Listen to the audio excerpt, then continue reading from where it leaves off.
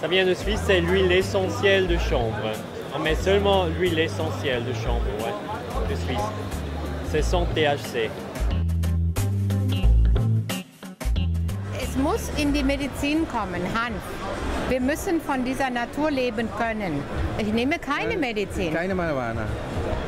Das brauchte ich vielleicht.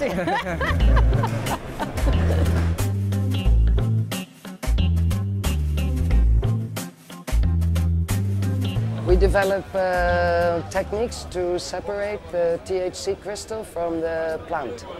It was Lebanon and Afghanistan and in the Himalayas. That was really the hash producing countries. Now in Europe there's a lot, and especially in Holland of course, and more recently Switzerland has become a very big substantial country for growing. This is the one for Switzerland. This is the one for Switzerland.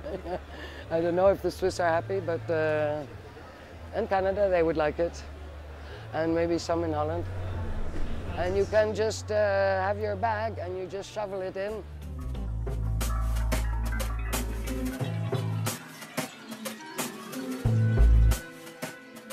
C'est le produit bio par excellence. D'après moi, hein, c'est vraiment le produit bio. C'est la seule plante que le paysan peut semer et puis partir en vacances 2 mois, puis venir, puis moissonner. Il n'y a rien à faire. Rien. Quand tu le fais en culture industrielle, tu n'as rien à faire.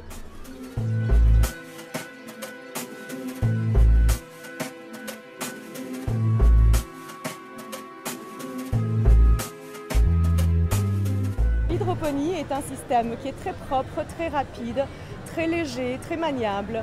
Donc le cannabis est en train de se développer dans les villes, les grandes agglomérations. Les gens ont cherché un moyen de pouvoir cultiver leurs plantes. Une des idées principales du Cannabis Nest lorsqu'il a été créé au départ, c'était de dire nous voudrions montrer à la société que tout en fumant du cannabis, nous sommes capables d'être des gens responsables, bien insérés dans la société, créateurs d'emplois, en bonne santé avec des familles qui fonctionnent bien.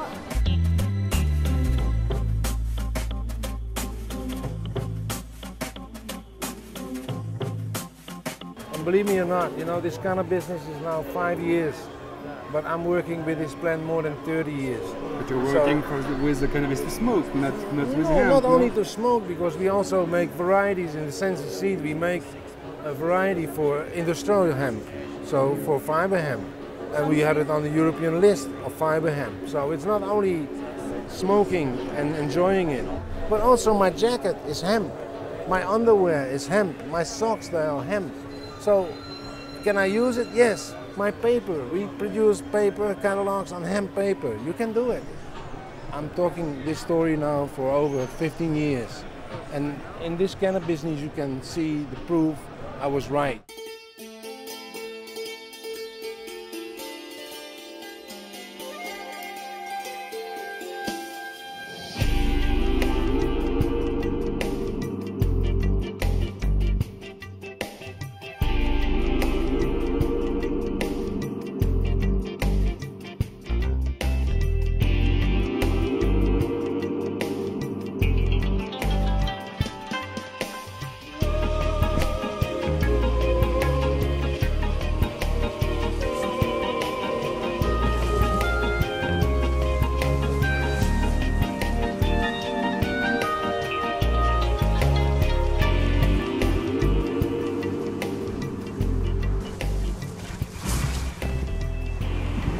Oh là là, ça c'est super.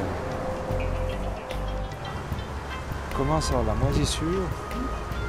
C'est le moment de récolter. Ces jours-ci, on récolte beaucoup. Il fait beau. 1970, pour la première fois de ma vie, avec un copain agriculteur de Saxon, on a 17 ans, on part à Amsterdam. Déjà à l'époque, c'est fou, hein, Amsterdam attirait comme ça. Et là, à la place du Dam, il y avait les hippies en permanence. Et pour la première fois, on a fumé du chanvre. Ah, je m'en rappelle bien parce que les 2 premières fois, aucun effet. On était tellement tendus que tu sens quelque chose, rien. Et la 3e fois, on était détendus, on pensait déjà à autre chose. Et là, on a ressenti les effets du chanvre.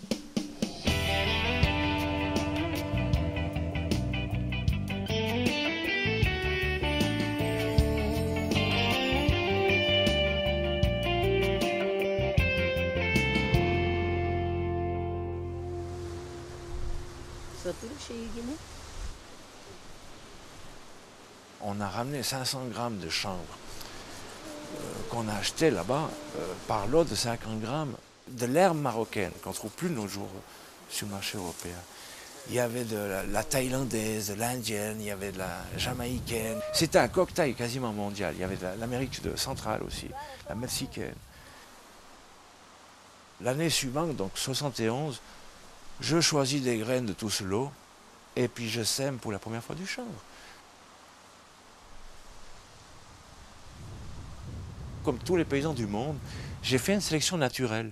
C'est-à-dire j'ai consommé le meilleur chanvre que j'avais, celui qui me plaisait le mieux. J'ai gardé les graines de ce chanvre-là et je les ai ressemées chaque année. Et à la longue, il y a une sélection naturelle qui a été effectuée par moi et la nature. Cette variété s'est adaptée à notre climat, s'est adaptée complètement.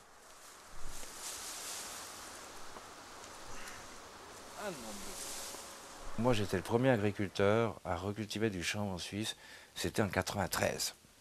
Et puis en 93, on était parti sur la tisane de chanvre, mais on a eu un problème avec un juge, il a détruit la récolte. Nous, on a tout bêtement interprété la loi à notre façon, qui est juste. Hein.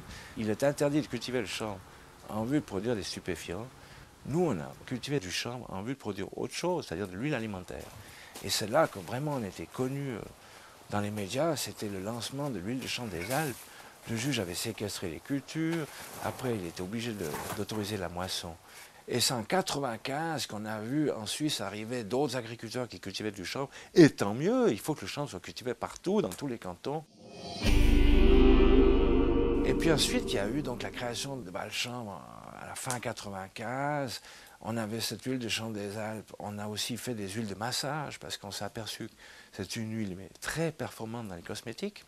L'année suivante, 1996, on a fait nos premiers essais de distillation de chanvre pour l'obtention d'huile essentielle. Et on s'est aperçu que le chanvre était également une plante riche en huile essentielle, ce qui nous a permis de développer d'autres produits. Et aujourd'hui, au commencement du 3e millénaire, Balchanvre, on est une société qui travaille à peu près une 60aine d'articles différents, dont la plupart sont faits par nous-mêmes, ou bien dont on fournit les matières premières. Rudolf Steiner, dans les années 1925, dans une conférence aux agriculteurs, il a dit, dans des temps futurs, si on donne des protéines animales à manger aux vaches, elles vont fabriquer de l'urase, ça va venir dans le cerveau des vaches et elles vont venir folles.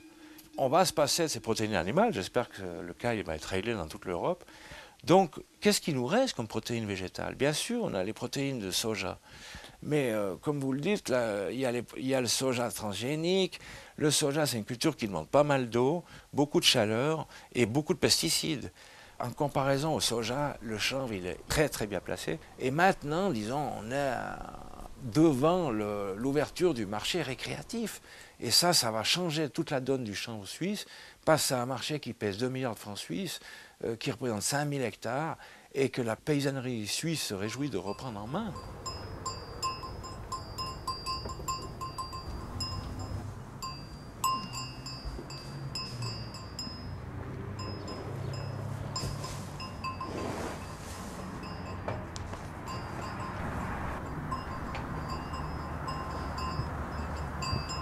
C'est quoi qui est en train de sécher là? Alors ça c'est le chanvre, ce qui peut beaucoup parler ces jours, c'est le chanvre. Nouvelle culture en Valais.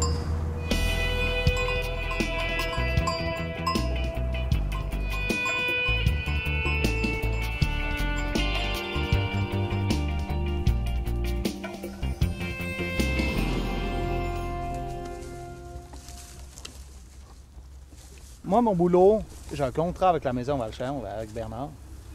Moi, je suis payé au mètre pour planter et récolter. Après, c'est plus de mon sort, si tu veux. Donc moi, mon boulot, c'est de planter et de récolter, c'est tout. Si je travaille ici, sur cette récolte, j'ai jamais eu de mauvais bruit. Jamais personne m'a dit qu'il ne fallait pas faire. Justement, on m'a dit, fais ça pour te démerder, quoi. J'ai planté 30 000 mètres avec ma femme en une semaine.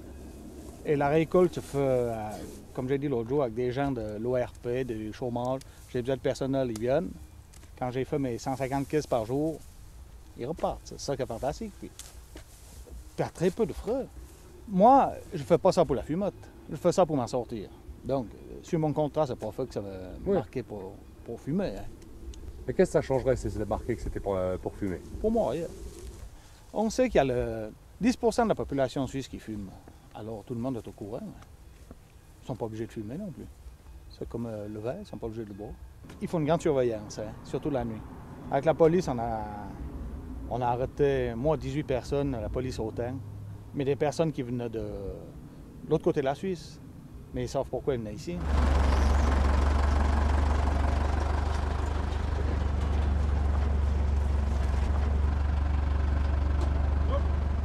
Là, c'est encore un peu pour demain, mais plus grand chose. C'est bientôt fini. En tout cas, la qualité, ça va super. Ouais. Puis la quantité aussi, bon. Mais jusqu'à présent, on n'a pas. Ça va le temps, ça a été encore, mais c'est maintenant que l'hiver arrive, alors donc là, il faut finir, quoi. Avec les ouvriers agricoles, ça se passe comment? Ils font pas une drôle de tête quand ils voient ce qu'il faut moissonner? Non, ça va. Ça. Il y en a des fois qui font des montagnes, mais bon, ça va, ça se passe bien. Et qu'est-ce qu'ils font quand ils font des montagnes? Ils veulent pas toucher ça, c'est une drogue, parce que quoi? Voilà, des fois, ils croient que c'est la fin du monde, mais après tout, bon, des gens qui ne connaissent pas tellement, mais ma foi. Le chanvre, c'est un travail comme un autre. C'est payé pareil. Exactement. La journée horaire est payée pareil. Ouais, exactement, c'est un travail agricole, c'est tout.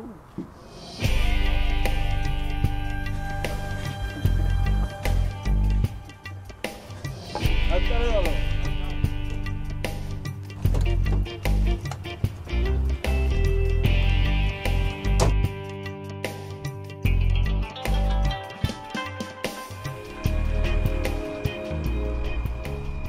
Alors ça, c'est du chanvre industriel, donc semé à 40-50 kg de semences à l'hectare. Et puis le but de l'opération, c'était d'en tirer la graine alimentaire, parce que c'est une variété turque qui donne une graine qui a très très bon goût au niveau de l'huile, de tous les produits qu'on pourrait faire avec la graine. On arrive à la fin octobre, la maturité de la graine, elle n'est pas bonne. Donc c'est une expérience. Alors pour ne pas perdre tout, on va à l'ensileuse à maïs, on va débiter cette récolte de chanvre en petits morceaux et on va distiller industriellement le tout pour en tirer les huiles essentielles. Ce qui est remarquable quand même dans notre expérience ici, c'est, si vous voyez le chanvre qu'il y a derrière moi, il atteint quand même une hauteur de 1,50 m, comme ça environ. Mais à côté de nous, là, on a du maïs. Et ce maïs, il a énormément souffert de l'eau cette année parce qu'il y a eu de la sécheresse ici. On voit que sur le même terrain, quand ça se met à peu près à la même époque, le chanvre se comporte mieux que le maïs, résiste mieux que le maïs à la sécheresse. Là, on apprend différemment de ce que les Français ont fait jusqu'à maintenant ou les Hollandais. Et on essaye de faire des choses différentes. Et puis pour ça, il faut faire des expériences en grand, quoi. Si on arrive à les rendre positives puis à régler les problèmes techniques, après, c'est 50-100 hectares qu'on fait. Et puis après, ça vaut la peine d'envoyer les machines.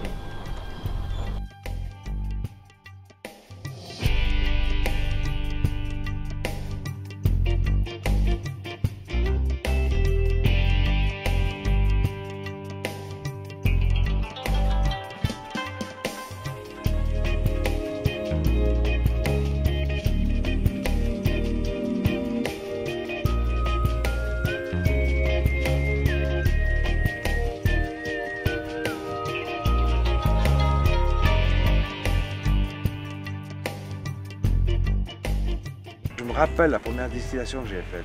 Je vais t'expliquer parce qu'elle est historique, c'était en 95. Il y avait des tas de paysans qui me téléphonaient.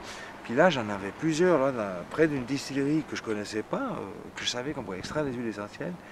Et puis on a voulu essayer, voir une fois s'il y a des huiles essentielles de chanvre, comme il y a des huiles essentielles de thym, de romarin et toutes sortes de plantes.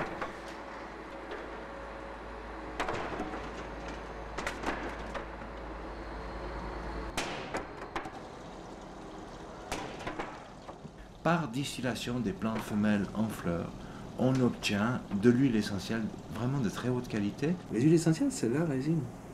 D'ailleurs, on voit les cultivateurs de plantes à huile essentielle, ils parlent de résine, de thym, de romarin, il a plu, il faut attendre que la résine se refasse et tout. C'est ça qui donne les huiles essentielles. C'est les huiles essentielles, la résine. Bien sûr qu'un camion comme ça, il ne faut pas le goûter. Je suis en train d'emménager mon nouveau laboratoire, c'est pour ça que c'est la pagaille. Et puis qu'il y a des flacons partout, des produits partout, parce que je dois continuer à livrer mes clients, vu que je suis le seul fabricant, grosso modo, de produits de parfums biologiques, de parfums 100% naturels, de parfums 100% végétaux. Moi, je travaille dans des conditions modestes parce que personne n'a jamais cru que les naturels pourraient reprendre position sur le marché. Et effectivement, je suis un des derniers compositeurs de parfums producteurs, c'est-à-dire que je fabrique les concentrés de parfums pour des clients qui peuvent à ce moment-là bénéficier de mes connaissances et peuvent se fournir en parfums naturels. Et pour d'autres qui sont producteurs, qui font des huiles essentielles biologiques, eh bien à ce moment-là je suis acheteur puisque effectivement je suis intéressé par toutes les essences possibles et inimaginables, y compris les nouvelles essences parce qu'il y a beaucoup d'essences qu'on ne connaît pas. Quand j'ai commencé à 17 ans chez Antoine Chiris, qui était une vieille maison grassoise de produits naturels, il développait le complexe de la synthèse, c'est-à-dire il n'avait que des naturels et il se sentait complètement dépassé. Progressivement, on m'a fait comprendre que j'étais plus du marché et que les naturels, c'était terminé, c'était Jurassic Park, quoi. Les parfums, par exemple, Sativa ou Indica qu'a fait Bernard, est-ce que ce sont des parfums 100% naturels? C'est moi qui les ai faits, ils sont 100% naturels. Par exemple, là, hier, j'ai été chercher là, chez lui 2 variétés d'huile essentielle. J'ai choisi parmi ce qu'il m'a proposé, ce qui me convenait le mieux par rapport à mes fabrications, mais je sais que je peux avoir d'autres qualités d'huile essentielle chez lui pour d'autres parfums, etc. C'est un excellent produit à utiliser dans les parfums. Il est extrêmement puissant, très rentable, très efficace. C'est quelque chose de très intéressant pour un parfumeur, ce genre de matière première. Surtout qu'il y a des variantes, parce qu'il y a des huiles essentielles de chanvre qui sont plus dans des notes estragon, d'autres qui seront plus dans des notes basilic, d'autres qui seront dans des notes boisées, d'autres qui seront dans des notes fruitées, d'autres qui... Il y a une variété invraisemblable selon les variétés de plantes. S'appuyer sur des produits traditionnels et naturels qui ont fait leurs preuves pendant 2-3 000 ans, moi je trouve ça assez sage. Et je trouve qu'aujourd'hui, les gens ont droit à avoir des produits naturels. On ne peut pas éliminer ces produits du marché, comme ça s'est fait ces dernières années.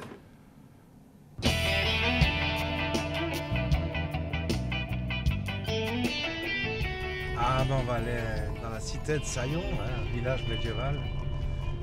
Les cultifs du chanvre au pied du château, en bordure de la vigne. Ben, on va aller voir cette parcelle. Une parcelle à huile essentielle. Et t'en as beaucoup des surfaces comme ça? Une vingtaine d'hectares. Oui, mais il y a aussi du chanvre industriel. Une bonne moitié, c'est du chanvre industriel avec des grosses parcelles. Minimum 1 hectare, 2 hectares. Parce que ça, c'est mécanisable. La récolte est mécanisée. Mais la petite parcelle qu'on va voir, ça, c'est plutôt du chanvre artisanal, récolté à la main. C'est toute la différence. La vigne à Farina, c'est quand même extraordinaire. C'est là qu'on a lancé le Chanvin. Il y avait TF1, il y avait 15 journalistes. Pour lancer un produit à base de chanvre, un intérêt médiatique comme ça, c'est incroyable. C'est parce qu'il y avait comme un mythe, un tabou, quoi. Oser marier le chanvre au vin, à l'alcool. Mon Dieu, mon Dieu. Et pourtant, le vigneron qui a fait ça avec nous, il est bien content. Avant, il avait de la mévente, il avait des stocks de vin à plus en finir. Et maintenant, depuis qu'il fait du vin au chanvre, ça roule normalement.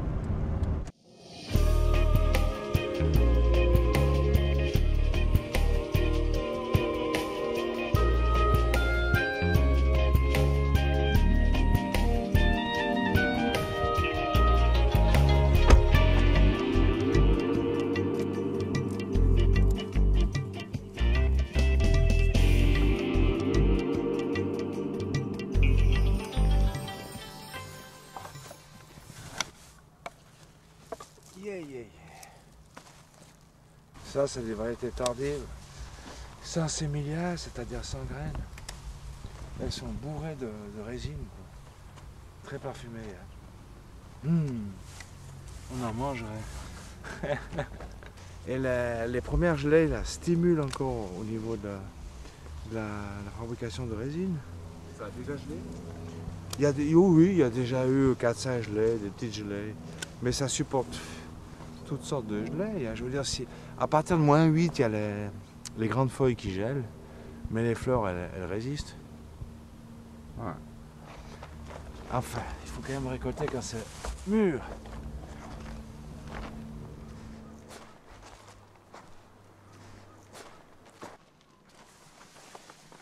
Comme en ce moment, on a une crise vitivinicole. Trop de baisse de mes ventes, baisse des prix, baisse les producteurs qui pleurent et tout. Il y a des faillites, il y a des drames. C'est le moment de remplacer une partie du vignoble par du chanvre à but médical et récréatif.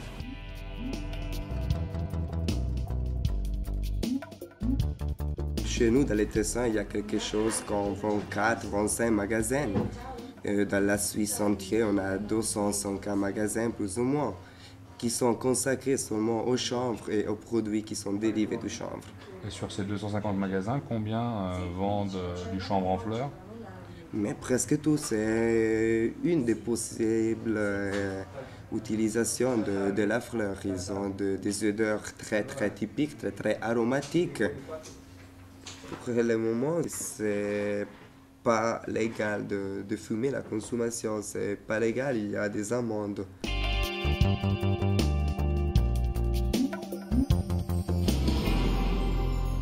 Il y a beaucoup de personnes qui viennent ici qui demandent des sachets pour fumer. Officiellement, il n'y en a pas. On ne peut pas vendre quelque chose à fumer et on ne sait pas si, on ne va pas dire si c'est bon à fumer, mais seulement les odeurs. On va juger les fleurs pour les odeurs, pour la grandeur et pas pour la possibilité à les fumer ou pas.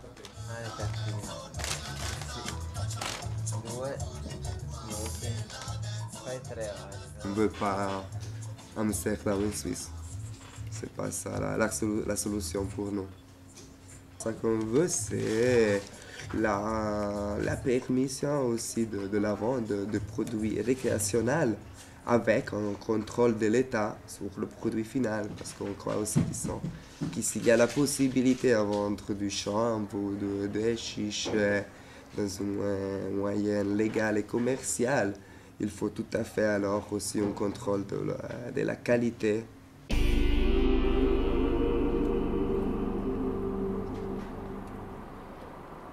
C'est la feuille de chanvre ou bien la feuille de cannabis, on peut l'appeler comme on veut. Moi, personnellement, j'ai pas encore compris la différence entre le cannabis et le chanvre. D'après moi, le cannabis c'est le nom latin et puis le chanvre c'est le nom français. Bah là, la différence on la voit. Non, la différence, on ne la voit pas parce que ces habits qui sont là, ils sont faits de chanvre ou bien ils sont faits de cannabis. On peut l'appeler comme on veut. C'est tout simplement une autre application de la même plante. Je dirais que la majorité de notre clientèle vient acheter ces produits-là, pas rien que parce qu'ils sont de chanvre et puis qu'il y a la feuille de chanvre dessus, mais parce qu'ils sont biologiques, parce qu'il y a un développement écologique là derrière ces produits et puis qu'on veut soutenir avec ça. Pour un magasin du chanvre, pour moi, logiquement, tous les produits qui ont à faire quelque chose avec du chanvre en font partie, les papiers à rouler et tout ce qui a à faire autour du chanvre récréatif ou bien du cannabis récréatif en font partie. T'en as des sachets senteurs là? Le modèle des sachets qu'on a pour le moment, c'est ça. On a plusieurs sortes. Une, ceux-là, Walliser Queen, qui est bien rempli avec des petites fleurs. C'est un produit avec l'avenir et on essaye aussi de monter un magasin et puis une chaîne de distribution qui a un avenir.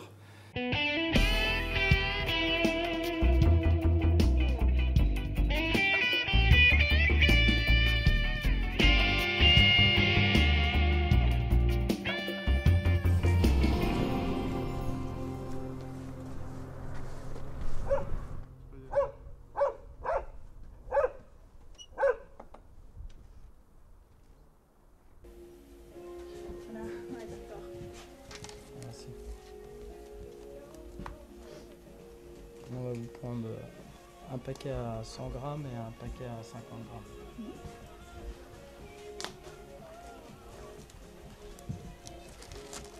C'est 180 s'il te plaît. 180. Voilà. Merci bien.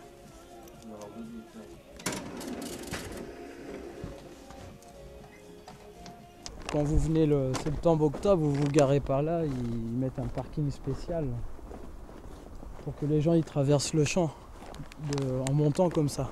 Il y a un passage exprès, et vous traversez le champ et vous voyez les plantes à vue d'œil pour éviter de les toucher parce que c'est quand même surveillé. Il y a les chiens et tout. Vous pouvez acheter les pieds arrachés tout en les choisissant. Et après, tout en haut, il y a des tables qui sont disposées, il y a des sécateurs à disposition pour couper toutes les feuilles en trop, tout, et préparer vos pieds prêts à mettre à sécher, quoi. C'est encore moins cher que quand c'est conditionné. Parce que vous, c'est vous qui gérez après le séchage, comment vous allez l'utiliser, tout ça, quoi. C'est aussi intéressant, quoi. Ça, c'est la plante végétative. Pour la croissance, c'est en fait la génétique. C'est les plantes mères qui vont être élevées maintenant pour refaire des boutures pour l'avant.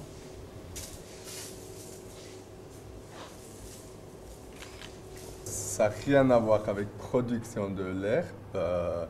Moi, mon but, en fait, c'est aussi pour ça que je n'ai jamais vendu de l'herbe ou des sachets odorants. Moi, mon but, c'est de garder une génétique, d'améliorer la génétique. Et pour moi, il y a beaucoup plus de valeur là-dedans que dans la vente de l'herbe. C'est comme j'ai dit, il y en a qui le font pour se faire de l'argent, il y a des autres qui ont un autre but, qui est par exemple de refaire des plantes qui sont génétiquement fortes pour être cultivées à l'extérieur comme à l'intérieur. Pour la médecine, qui peut être une idée très intéressante, où il y aura quelque chose à faire. Et il y a aussi de plus en plus des médecins, des homéopathes, des gens qui font des demandes pour pouvoir acheter et traiter des patients. Le magasin n'a rien à voir avec ce que je fais dans mes salles de recherche. C'est bien séparé l'un de l'autre. Ça ici, c'est accessible à tout le monde. Tout le monde peut venir voir. Par contre, le reste, non.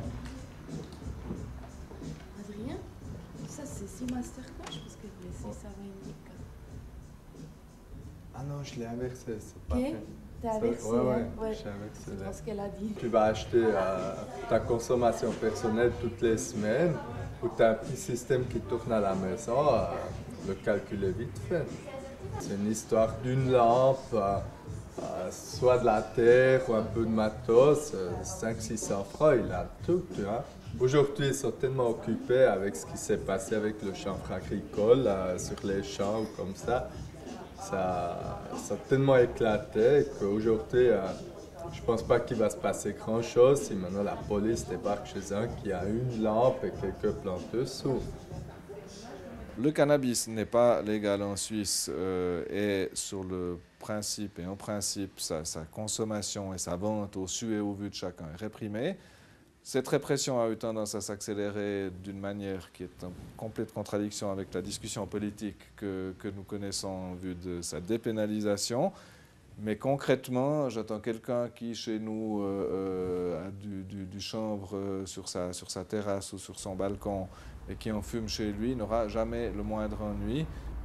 Dans le projet qu'il présente au Parlement, le gouvernement a choisi la version la plus modérée des possibilités de libéralisation qu'il existait, en se contentant de proposer la dépénalisation de la consommation individuelle de ce type de produit. La question restant ouverte de savoir si cette dépénalisation s'appliquera à toute personne ou simplement aux personnes majeures, et de dépénaliser aussi la vente de ce type de produit pour des petites quantités. Il y avait d'autres versions et d'autres variantes qui sont proposées, qui allaient évidemment plus loin, mais dans cette mesure-là, ça resterait apparemment compatible avec les engagements internationaux de la Suisse, de même que d'ailleurs la Hollande n'a pas connu une rupture de ses relations diplomatiques avec les autres pays parce qu'elle pratiquait de la sorte. Le projet n'est pas clair. La culture Au fin d'en vendre, en principe, resterait illégal. Mais la culture pour soi-même, ou enfin, là, il y a un flou dans le projet. Tout ça pour dire qu'on n'aura pas, même si ce projet passe, on n'aura pas totalement mis fin à l'hypocrisie. On aura mis fin à une partie de l'hypocrisie.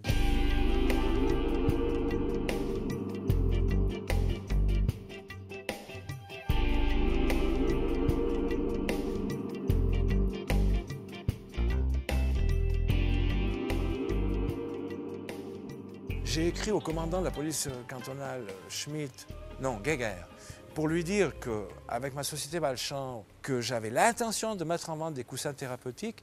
Lui, il a donné copie à la police des stupéfiants. J'ai eu la visite dans ma ferme de 2 inspecteurs des stupéfiants qui sont venus me dire, pour nous, il n'y a pas de problème si tu vends au magasin du chanvre en dehors du Valais, mais il ne faut pas vendre en Valais. Et moi, c'est quand même sur cette base que j'ai vendu les coussins. Et ces gens, ils m'ont trahi. Ils m'ont mis sous écoute téléphonique, ils ont attendu qu'on vende pour 100 000 francs de coussins pour faire le ménage, pour nous tomber dessus, pour nous piquer tous nos stocks de chanvre. On dit que c'est une mascarade pour vendre des stupéfiants, quoi. Que toute l'histoire des coussins, c'est une mascarade pour vendre des stupéfiants. Alors qu'est-ce qui s'est passé à ce procès à Martigny? C'est que mes 3 collègues ont été acquittés. Et moi seul, j'ai reçu 16 mois ferme. Je ferai partie du dernier lot des condamnés suisses du chanvre, afin d'être emprisonné pour une plante qui n'a jamais tué personne, qui est moins toxique que l'alcool et le tabac, à un moment où on change la loi, quoi. À un moment où tout le monde est d'accord là-dessus, quoi. Je pense qu'il faut être conséquent. Je pense qu'ils doivent réglementer le commerce et la culture. Il faut appeler un chat un chat. Autrement, on dit, ouais, vous avez le droit de fumer des joints, mais alors vous allez acheter au marché noir, à la mafia, et vous continuez de payer des prix de fou pour de la merde. Et puis il y a une espèce de peur de la Suisse, d'être mal vue. Et le discours lancinant tant du procureur général de Genève que du nouveau chef de la police, c'est de dire que si on ne peut pas dépénaliser à Genève, parce que la ville avait voté qu'elle souhaitait des coffee shops. Bon. Eh bien, c'est pas possible, car, disait Bertossa avec humour, nous sommes en France, nous sommes plus en France qu'en Suisse. Je pense pas que M. Bertossa regrette le temps de l'occupation napoléonienne de Genève. Mais quand il dit nous sommes plus en France qu'en Suisse, alors il oublie que depuis 30 ans, la France nous a livré, à travers ses frontières très perméables, environ 150 tonnes de hashish pour la seule consommation genevoise. Genève ne sera jamais l'Amsterdam de la France. Pour l'instant, c'est à travers la France que le hashish marocain, d'ailleurs de très mauvaise qualité, parvient. Puis enfin, il y a aussi la Jet Society qui fume, donc il n'y aura pas que les traînelattes et les survivants hippies à longs cheveux qui viendront fumer depuis la France jusqu'ici. Il y aura aussi des gens très bien, très chics et tout ça. Ils iront fumer leurs pétards à Zermatt, en admirant le Cervin. Ça sera très bien pour le tourisme suisse, absolument.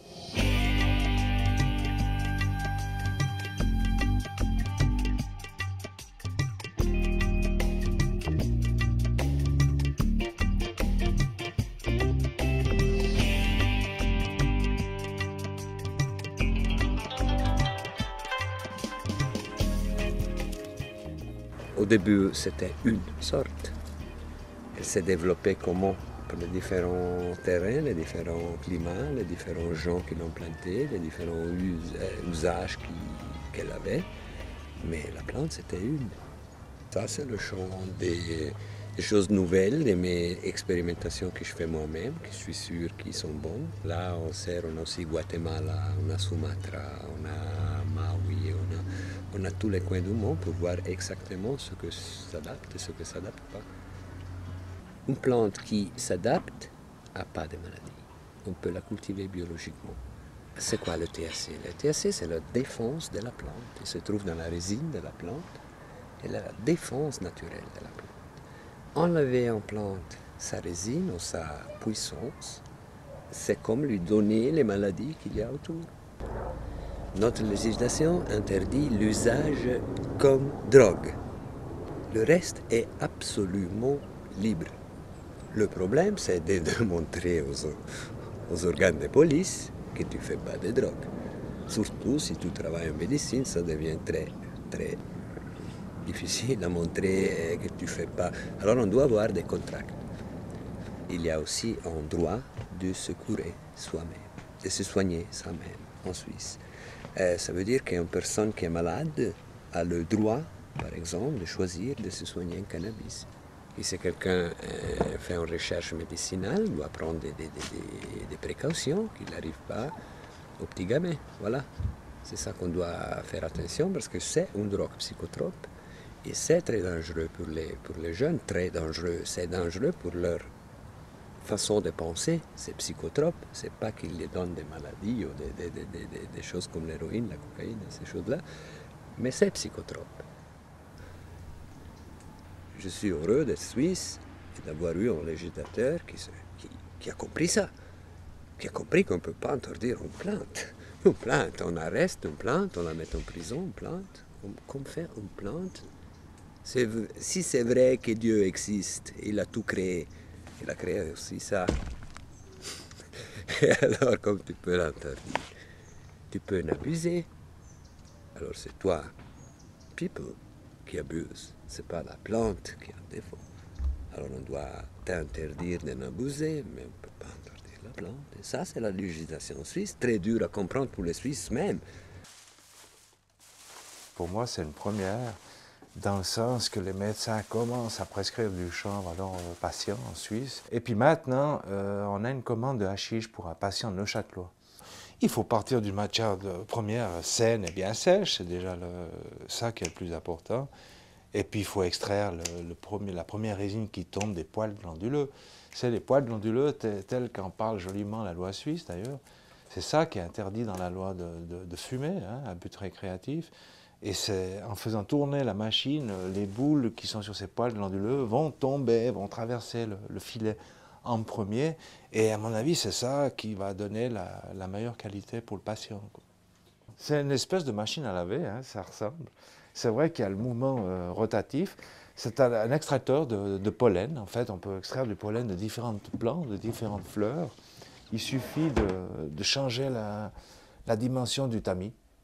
Et là, il est équipé pour l'extraction du pollen de chanvre. La résine va se détacher quelque peu des fleurs et traverser le filet donc, qui constitue la machine. Ensuite, cette résine va s'accumuler au fond et on va, après l'opération, après quelques minutes, on va récupérer cette résine. On va la presser pour que ça prenne une forme dure, facile à transporter et à expédier à notre chat malade. Cette machine, elle est adaptée à un petit besoin. Et puis pour le moment, on n'avait aucun besoin. Alors on vient de se procurer cette machine pour honorer cette première commande de hashish médical. C'est clair que le jour où on passe au hashish récréatif, c'est le même procédé, c'est le même produit. Mais pour le moment, on n'y est pas encore. Et là, je pense que les quantités, mais c'est comme le hashish médical, les quantités peuvent devenir très importantes pour un pays comme le nôtre. Vous êtes ici à Montana Cran, c'est un endroit qui est certainement connu par les sportifs.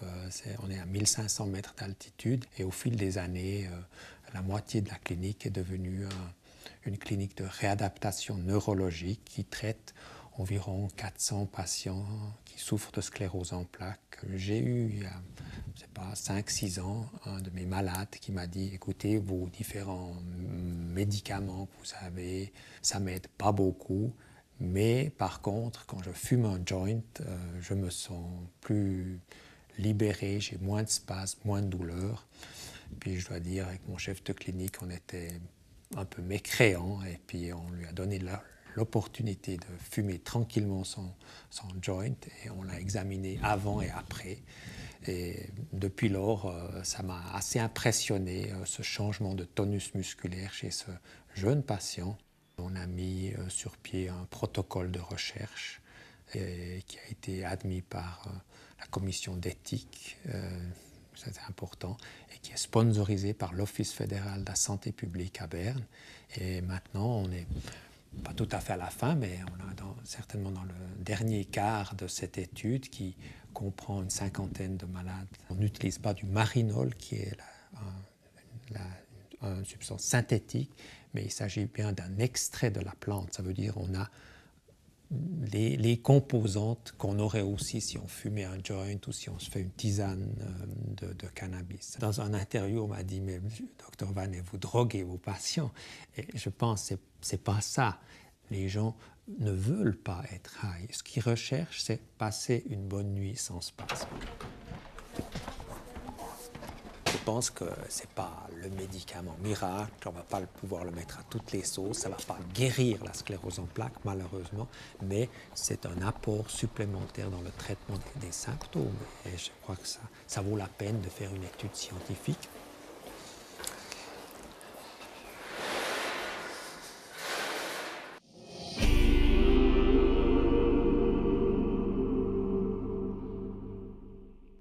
Bien marre des médicaments que je prends chaque jour, si ce sont des vitamines ou des autres médications que vous prenez peut-être aussi, pas seulement pour la sclérose en plaques, parce qu'on vieillit quand même, il faut avoir des autres petits produits à gauche et à droite.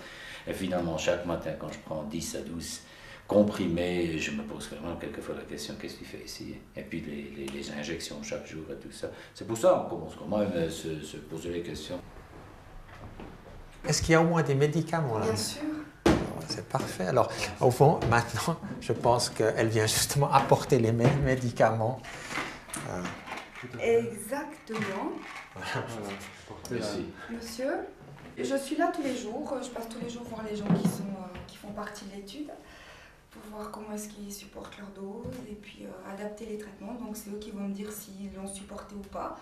Et moi, je vais indiquer ça à la pharmacienne qui va donner la dose, diminuer, l'adapter en fonction de ce que les gens ressentent. Alors, elle est aussi aveugle, n'est-ce pas? Ça veut dire qu'elle va seulement dire à la pharmacie la personne a supporté ou pas supporté, mais eux, ils savent si c'est du placebo ou pas du placebo et ils adaptent la dose pour de la journée prochaine par rapport aux indications qui ont été données. Enfin, il faudra voir les données à la fin, mais en tout cas, concrètement, là, dans le quotidien, les gens sont plutôt contents de l'effet du THC. Ils disent qu'ils ont moins de spasmes, qu'ils dorment mieux, qu'ils sont bien. Je conduis des voitures, je fais tout, je n'ai aucun problème. Je n'ai pas du tout problème de vertige, nausée, n'importe où. Moi pas. Peut-être les autres, mais le docteur Branet peut certainement mieux dire ça sur les autres patients. Moi, personnellement, j'ai rien. Nous, on doit observer pour voir à quelle dose il y a ces phénomènes psychoactifs, justement, des hallucinations ou des états d'angoisse. Et c'est clair que le protocole est fait de telle sorte qu'on monte successivement les doses pour justement trouver la dose qui réduira les spasmes, d'une part, sans être nécessairement trop psychoactive ou psychoactive d'une façon gênante. Comme je viens comprendre, c'est sur une base toute naturelle. Alors, je donne aussi encore une sécurité additionnelle, quand on dit c'est A naturel, et B, ça nous aide quand même à mieux dormir, certainement la nuit. Pour la nuit, c'est composé, je pense. Aussi pour réveiller plus relax, parce que le matin, c'est quelquefois, ou la plupart des fois, c'est très difficile. Et puis, les alternatives pour ce médicament sont des médications très fortes avec des effets secondaires quand même assez prominents, j'ose dire, importants. Alors, c'est pour ça j'ai jamais touché les autres médications contre les tremblements, contre les spasmes ou les crampes, parce que les effets secondaires étaient vraiment très, très, très forts, trop forts pour moi. Alors j'ai laissé ça. Maintenant, avec ça, j'ai pas du tout des effets secondaires. Et j'espère que ça va m'aider. On verra bien. Bonjour Laetitia. Oui. Et je viens pour mon ordonnance. Oui. Tu l'as avec toi? Oui, je l'ai avec moi. Tiens. Ça même. Je vais aller te chercher ça. D'accord, merci. J'ai appris en 87 que je suis séropositive. À un moment donné, où je prenais beaucoup de médicaments, j'avais pas mal maigri. J'ai découvert les chambres. Ça m'a étonnée au début parce que je fumais un joint et ça me donnait faim. Petit à petit, j'ai commencé à fumer plus régulièrement et au bout d'une année, j'avais déjà récupéré 8 kilos. Et en plus, je me suis rendu compte que j'arrivais à mieux dormir, que j'étais beaucoup moins stressée et que ça améliorait ma qualité de vie. Alors, je vais te faire le bon de livraison. Je t'envoie la facture. Oui, d'accord. Au début, je devais acheter dans la rue. Ça coûtait extrêmement cher. Que c'était vraiment, il fallait les contrôler, l'employé quand c'était nécessaire. Et à un moment, j'ai rencontré Bernard, il y a Balcham qui s'est ouvert, et j'ai demandé si c'était possible d'acheter régulièrement. Et il m'a répondu que ce n'était pas possible sans une ordonnance médicale. Je me suis dit, bon, je vais essayer. J'étais chez mon médecin. Je lui ai demandé si c'était possible, si ça existait, comment ça se passait. Il m'a dit que oui, qu'il n'y avait aucun problème, mais il m'a fait une ordonnance. Ici, j'ai l'avantage d'avoir toujours les mêmes produits, toujours la même qualité, et ça me permet justement de les régler, les gérer comme un médicament. Merci. Alors, on se voit le mois prochain. D'accord. Salut. Là, vous avez vu, j'ai pris un grand sachet, mais en arrivant à la maison, je vais préparer les sachets pour la semaine, tant par jour, et je maintiens à ça. Actuellement, j'ai 640 CD4, ça veut dire que j'ai presque un système immunitaire normal. Ma virémie, elle est indétectable. C'est-à-dire que je suis en bonne santé, on pourrait dire. Et je pense sincèrement que je le dois beaucoup à ce que je fume, parce que ça me... Déjà, ça me met de bonne humeur. Même s'ils disent que c'est un des effets secondaires, l'effet d'être de bonne humeur, ça fait prendre les choses plus à la légère. C'est lourd savoir qu'on a une maladie mortelle, qu'on va mourir, qu'il y a beaucoup de choses qu'on va pouvoir pas faire. Alors, quelque chose qui met un petit peu de bonne humeur, ça aide beaucoup à vivre.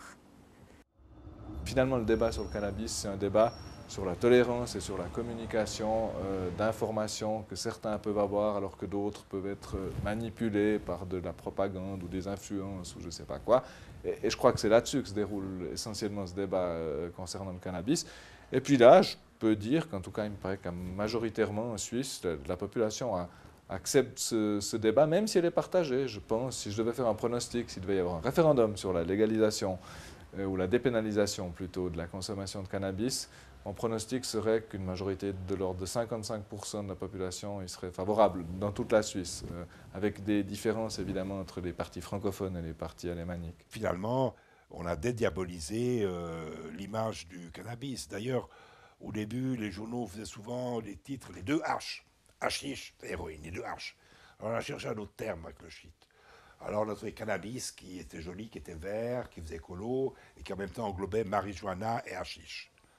Et déjà, sémantiquement, ça a cassé un peu le discours de ce terrible hashish à connotation arabe qu'on a collé à l'héroïne.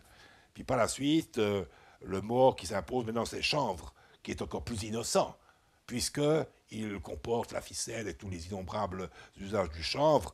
Les Occidentaux n'auraient jamais conquis le monde, pour le malheur de celui-ci, s'ils n'avaient pas eu le chanvre pour les voiles et les cordages.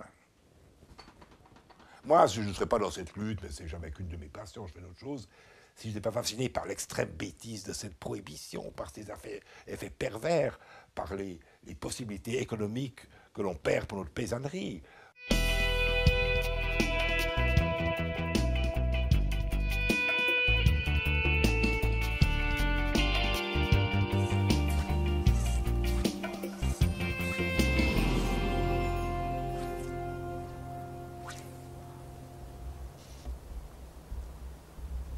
On ne peut pas continuer encore. Ça a 40 ans de répression comme on vient de vivre ces quelques décennies de répression, c'est pas possible. Ça coûte trop cher, la mafia rigole, non, il faut arrêter. Quand on a des problèmes avec les autorités, il faut toujours poser la question, qui c'est qui a tort? C'est pas forcément celui qui a des problèmes avec les autorités qui a tort. Au-delà des lois, il y a une question de conscience, quoi. Et ça, c'est un problème humain, quoi. Chacun, son âme et conscience, il ne doit pas avoir peur de transgresser une loi si cette loi, elle est devenue désuète, inutile et stupide. Il y a encore quelques réticences, c'est normal de la part de la population. Rendez-vous compte, ça fait 30 ans qu'on diabolise ce chanvre, qu'on dit que ce chanvre, c'est comme l'héroïne, et puis les gens, ils ont commencé à comprendre qu'est-ce que c'était l'héroïne. Ils ont vu les morts, les overdoses et tout. Alors, moi, je comprends les gens. Mais il faut discuter avec. J'ai jamais vu tellement de gens qui sont a priori complètement opposés au chanvre du moment qu'on parle avec, qu'on cause, qu'on a un dialogue, qu'on regarde qu'est-ce qu'on peut faire avec la plante, puis quels sont vraiment les dangers de la plante. Mais je connais personne qui est contre la plante. Enfin, ça existe peut-être. D'après l'Office fédéral de la santé publique, on a 600 000 helvètes à en consommer, plus ou moins régulièrement, et ça représente des milliers d'hectares qui sont cultivés à l'étranger. Moi, je ne me bats pas spécialement pour le champ récréatif, moi je me bats pour une plante écologique. Et c'est vrai que ce côté récréatif, pour finir, il me motive aussi, parce que c'est vraiment stupide de maintenir une prohibition à ce niveau-là. Mais moi, je me bats pour une plante écologique, il n'y a qu'à voir le parcours de ma vie, ça a toujours été comme ça. J'ai développé l'agriculture biologique, on m'a traité de fou, d'illuminé, on m'en voulait, mais presque violemment, parce que je n'utilisais pas de produits chimiques. Ma ferme, encore à l'heure actuelle, elle n'est pas reliée au réseau électrique. C'était la première ferme en Suisse qui était complètement autonome au niveau énergétique, grâce à l'énergie solaire et éolienne. J'ai dû recourir contre mon gouvernement pour installer une éolienne. Bon, après j'ai eu les excuses et tout ce que tu veux, mais en attendant j'ai dû le faire. Un autre citoyen, il n'aurait peut-être pas recouru. Et puis bon, maintenant les énergies douces, c'est une des bases importantes de la politique énergétique suisse, quoi. Alors avec le chanvre, c'est la même chose. On dérange au début, on dérange, c'est nouveau. Ça choque un peu, et puis ça passe. Hein. En attendant, la caravane, elle roule bien. Il y a quand quelques chiens qui aboient par-ci, par-là, mais il n'y en a plus beaucoup.